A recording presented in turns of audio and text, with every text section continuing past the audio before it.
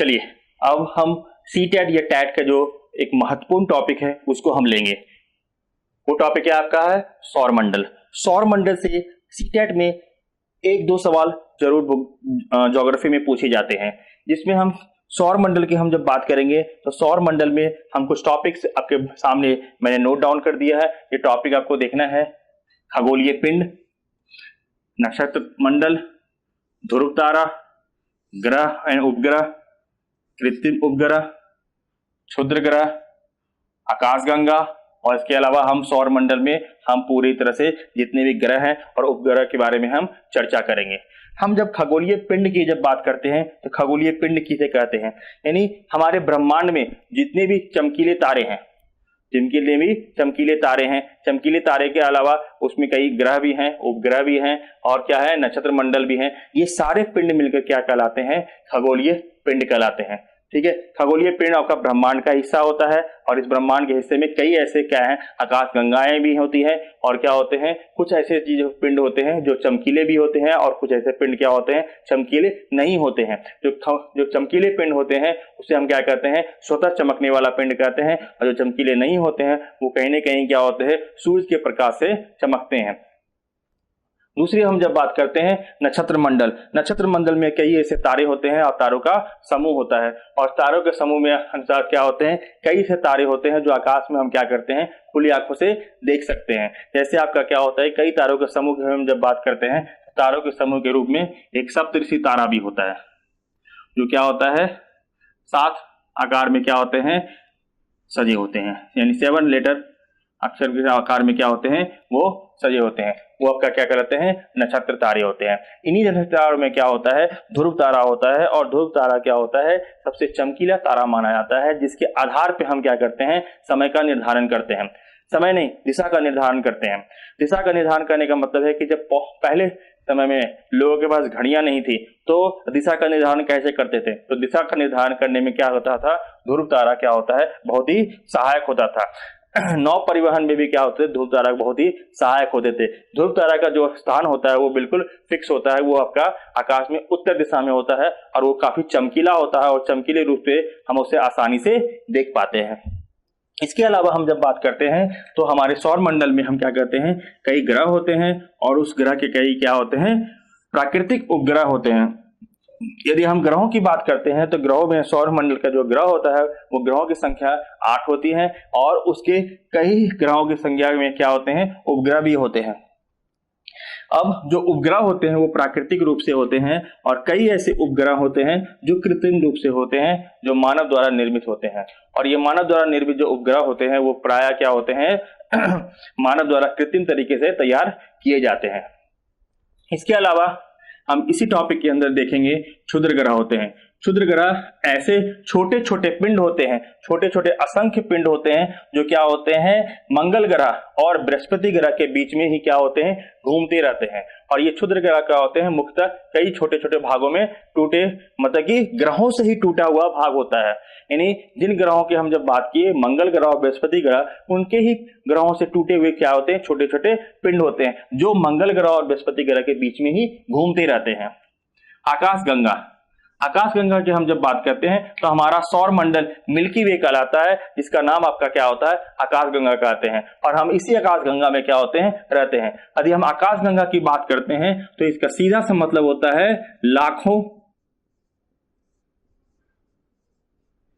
तारों का समूह। आकाशगंगा का सीधा सीधा मतलब क्या होता है लाखों तारों का समूह, और ये लाखों तारे मिलकर के क्या होते हैं आकाशगंगा का निर्माण होता है। और इस आकाशगंगा में हम एक आकाशगंगा में रहते हैं जिसका नाम आपका होता है मिल्की वे। हम जिस गंगा में रहते हैं सौरमंडल गंगा में रहते हैं उसका नाम क्या आपका है मिल्की वे। अब इसके आधार पे हम देखते हैं कि सौर मंडल में हम इन सारे टॉपिक में देखते हैं। अब हम सौर परिवार की हम जब बात करते हैं तो सौर परिवार की हम चर्चा भी शुरू करते हैं।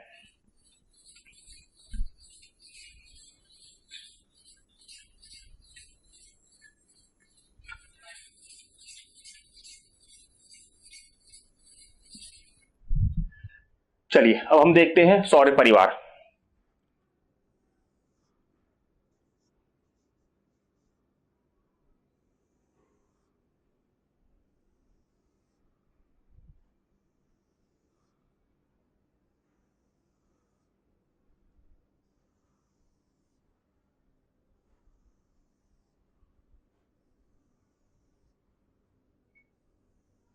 ठीक है।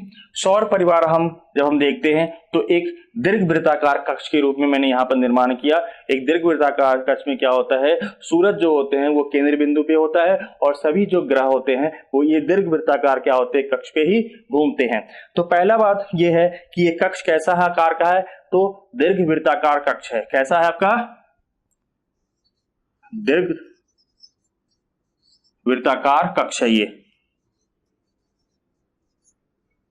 दीर्घवृत्ताकार क्या है, कक्ष है ये, ठीक है। जिसमें ही क्या होते हैं, सभी ग्रह क्या होते हैं आपस में, मतलब कि सभी ग्रह क्या होते हैं, सूर्य के चारों तरफ घूमते हैं। जिसमें हम पहला जो कक्ष देखते हैं वो कक्ष किसका होता है, बुध ग्रह का होता है। कौन सा ग्रह आपका, बुध ग्रह होता है। जबकि हम दूसरा ग्रह क्या होता है, शुक्र ग्रह होता है। तीसरा जो आपका ग्रह होता है वो आपका पृथ्वी होता है। जबकि चौथा जो ग्रह होता है आपका मंगल होता है। पांचवा जो ग्रह होता है आपका बृहस्पति होता है, ठीक है। जबकि आपका छठा जो ग्रह होता है आपका शनि हो गया और सातवां क्या हो गया, अरुण, और लास्ट आपका क्या हो गया, वरुण, ठीक है। इसके इंग्लिश टर्म भी मैं लिख देता हूं, कहीं पेपर में कभी कभी क्या होता है कि इंग्लिश शब्द ही पूछे जाते हैं, हिंदी शब्द देते नहीं है। हम यहां स्टार्ट करते हैं इसको। नेपट्टून होते हैं, यूरेनस होते हैं, सैटर्न होते हैं, ठीक है, जुपिटर होते हैं, मार्स होते हैं, अर्थ होते हैं,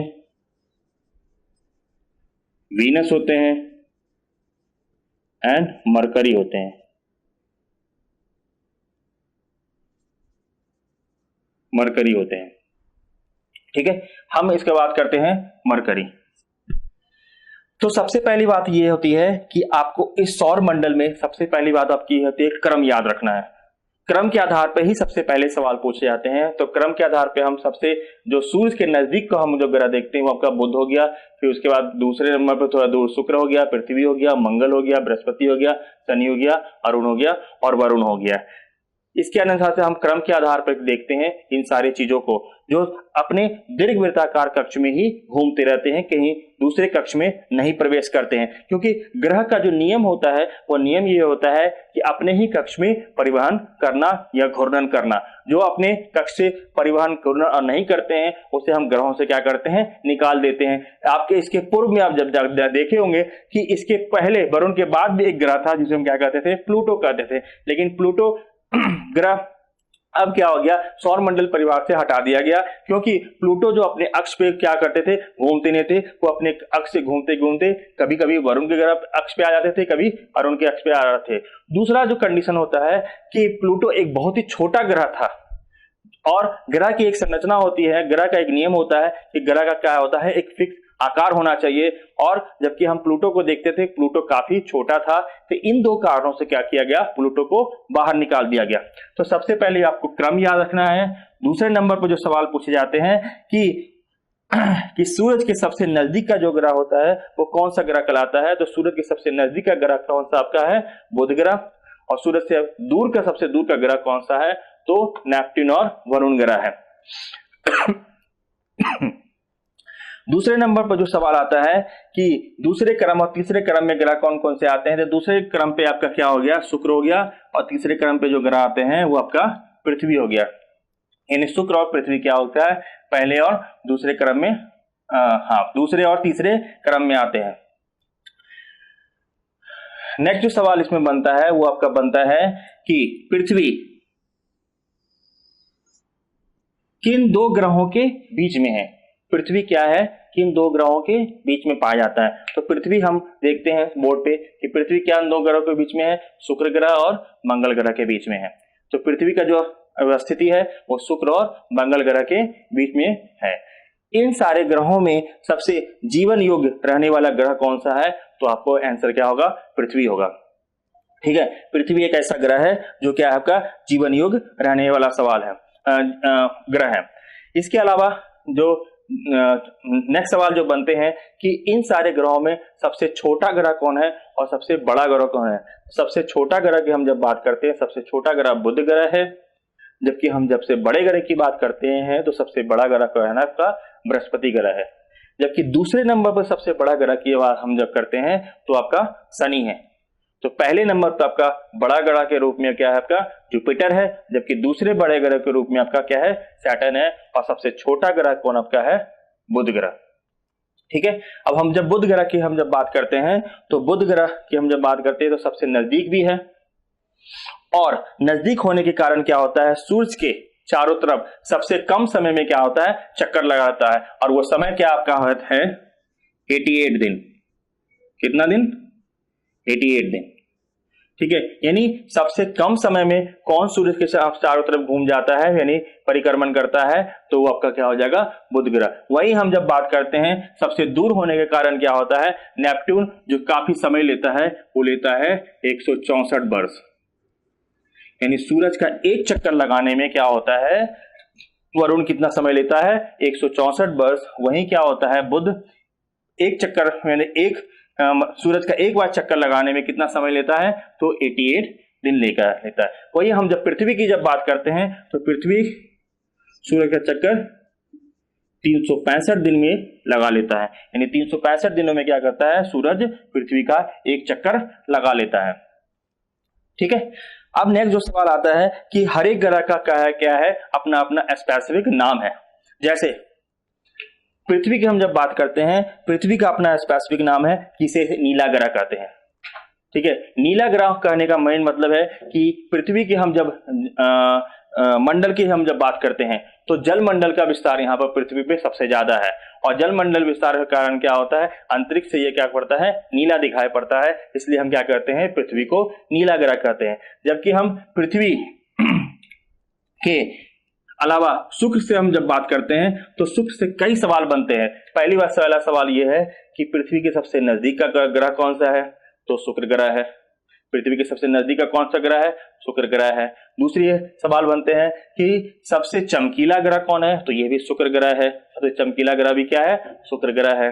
तीसरे नंबर पर जो सवाल इसी से बनते हैं कि पृथ्वी जैसा दिखने वाला कौन सा ग्रह है तो पृथ्वी जैसा दिखने वाला कौन सा ग्रह है तो शुक्र ग्रह क्या है पृथ्वी जैसा ही दिखता है। दूसरी बात है जो चौथे नंबर पर जो सवाल बनता है कि शुक्र को हम यानी वीनस को हम क्या कहते हैं मॉर्निंग स्टार और इवनिंग स्टार भी कहते हैं, यानी सुबह का तारा और शाम के तारे से भी नाम से जाने जाते हैं। ठीक है, और इसे हम ट्विंस ऑफ द अर्थ कहते हैं क्योंकि इसे क्या कहते हैं वो पृथ्वी जैसा ही आकार और संरचना में क्या होता है पृथ्वी जैसा होता है। तो शुक्र ग्रह क्या होता है आपके लिए बहुत ही इंपॉर्टेंट सवाल हो जाता है क्योंकि इससे कई सवाल बनते हैं। शुक्र हो गया आपका, बुध हो गया, पृथ्वी हो गया। अब आइए मंगल ग्रह। मंगल ग्रह की हम जब बात करते हैं तो मंगल मिशन भी हम लोग कर चुके हैं। ठीक है, हम लोग मंगल ग्रह पे अपना मिशन भी है, सैटेलाइट भी छोड़ चुके हैं।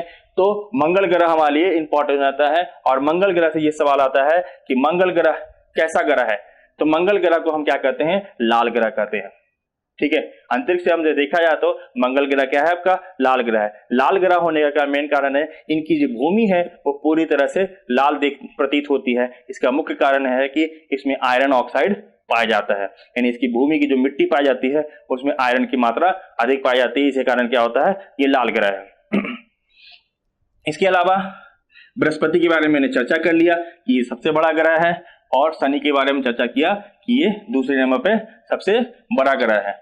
ठीक है, अब हम बात कर लेते हैं इन सारे ग्रहों के उपग्रह के बारे में बात करते हैं जो कृत्रिम रूप से नहीं वो प्राकृतिक रूप से पाए जाते हैं।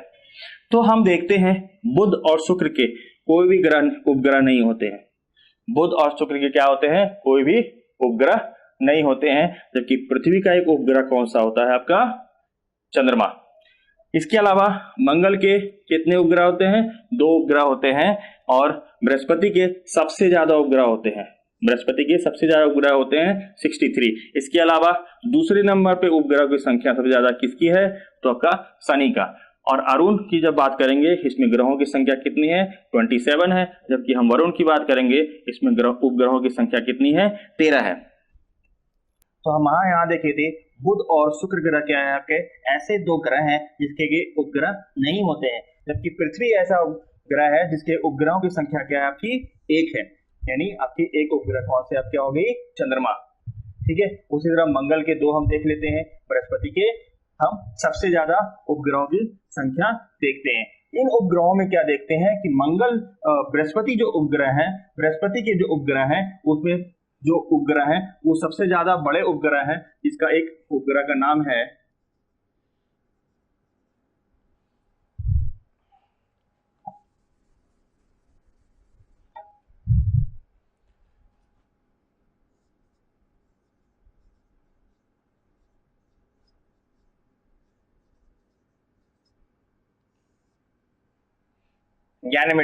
गैनेमिड्स और दूसरा जो सबसे छोटा इसी का उपग्रह है जिसका नाम आपका है डिमोस। यानी आपका क्या हो गया, बृहस्पति ग्रह के दो उपग्रह ऐसे हैं जो सबसे बड़ा भी होता है, ये सबसे बड़े हो गए,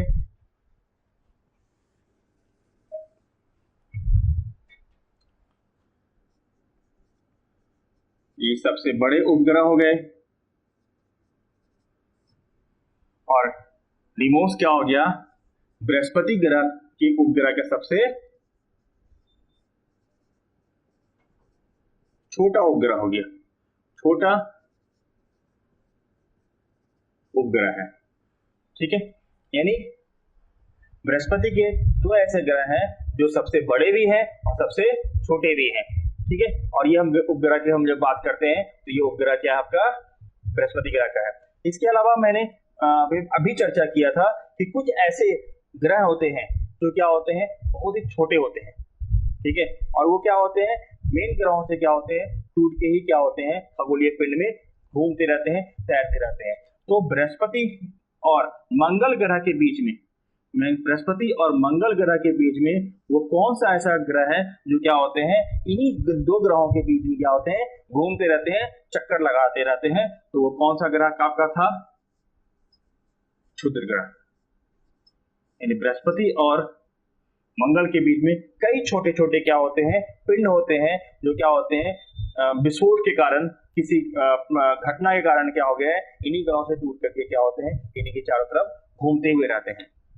इसके अलावा हम जब बात करते हैं कि ये सारी चीजें समझ में आ गई आप लोगों को। ठीक है, क्रम भी समझ में आ गया आपका, ये आपके ग्रह कितने होते उपग्रह होते हैं, ये सारी बातें आपको समझ में आ गई। ठीक है, अब देखते हैं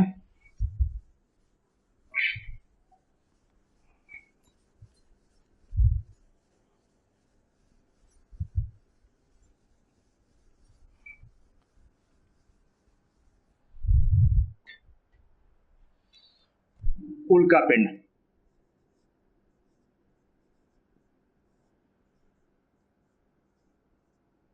उल्का पिंड जिसे हम क्या कहते हैं एस्ट्रॉइड्स भी बोलते हैं,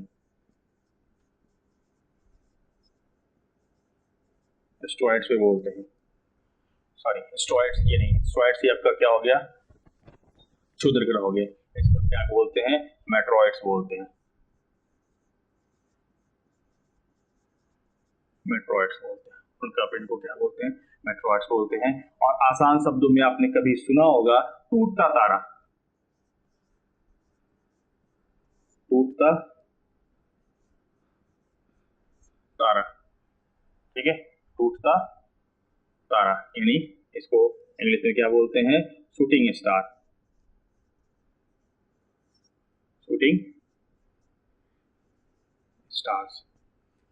ठीक है, उल्का पिंड की हम बात करते हैं और मेट्रॉइड्स की बात करते हैं, टूटता तारा या शूटिंग स्टार की जब बात करते हैं तो ये सौर मंडल का ही हिस्सा होता है। लेकिन सूर्य के चारों तरफ से, सूर्य के चारों और चक्कर लगाने वाले जो छोटे छोटे पत्थर होते हैं जो क्या होते हैं किसी भी कारण से क्या होते हैं ग्रहों से ही टूटते हैं, तो वो क्या कहलाते हैं उल्का पिंड कहलाते हैं। यानी ग्रहों से ही टूटने के कारण क्या होते हैं वो पत्थर क्या होते हैं सौर मंडल के चारों तरफ यानी सूर्य के चारों तरफ क्या होते हैं चक्कर लगाते रहते हैं। और ये चक्कर लगाते रहते हैं, जब ये टूटते हैं तो जब हम आसमान की तरफ रात के समय देखते हैं तो वो क्या होते हैं, धरती की तरफ टूटने के बाद क्या होता है, धरती की तरफ ही आते हैं। तो कुछ दूर तक क्या क्या होते हैं, वो चमकीले नजर आते हैं, बाद में क्या होते हैं, उसका चमक क्या होता है, खत्म हो जाता है। तो हमें लगता है कि ये तारे क्या, ये क्या है, टूटा हुआ तारा है। जबकि ये टूटा हुआ तारा नहीं होता है, उससे क्या होता है, उल्कापिंड होते हैं जो सूर्य के चारों तरफ से क्या होते हैं, चक्कर लगाते लगाते पृथ्वी की तरफ और बढ़ते हैं। कभी कभी क्या होता है, ये उल्कापिंड इतना बड़ा होता है कि क्या होता है, वो पृथ्वी के आसपास पहुंचने के बाद क्या होता है, बहुत बड़े खड्डों का निर्माण कर लेते हैं। लेकिन ऐसी घटना क्या होता है, कभी कभार देखने को मिलता है, प्रायः जनरली ये घटना बहुत ही कम होती है। लेकिन कभी कभार ये घटना क्या होता है, इतना विकराल होता है कि इतने बड़े खड्डे का निर्माण कर लेते हैं। जैसे करने का मतलब है कि भारत में कई ऐसे जगहों पर है कि जैसे उल्कापिंड के ऐसे खड्डे देखे गए हैं। जबकि बहुत सारे जो छोटे छोटे उल्कापिंड होते हैं वो क्या होते हैं, धरातल तक पहुंच ही नहीं पाते हैं। धरातल से पहुंचने से पहले ही क्या होता है, वायुमंडलीय दबाव के कारण क्या होता है, वायुमंडलीय संरचना के कारण क्या होता है, वो वहीं पर क्या होता है, टूट करके घर्षण होने के कारण क्या होता है, सौरमंडल में ही यानी ब्रह्मांड में ही क्या होता है, कहीं न कहीं विलीन हो जाते हैं। और विलीन होने के कारण क्या होता है, वो आपका दिखाई नहीं पड़ते हैं और वो नुकसान नहीं करते हैं। तो उल्कापिंड की हम चर्चा यहाँ पर बहुत ही कम देखते हैं। और उल्कापिंड को सिर्फ एक ही सवाल पूछा जाता है कि उल्कापिंड को सामान्य रूप से क्या कहा जाता है। तो उल्कापिंड को सामान्य रूप से क्या कहते हैं, शूटिंग स्टार कहते हैं, और इसे हम क्या कहते हैं, टूटता हुआ तारा कहते हैं।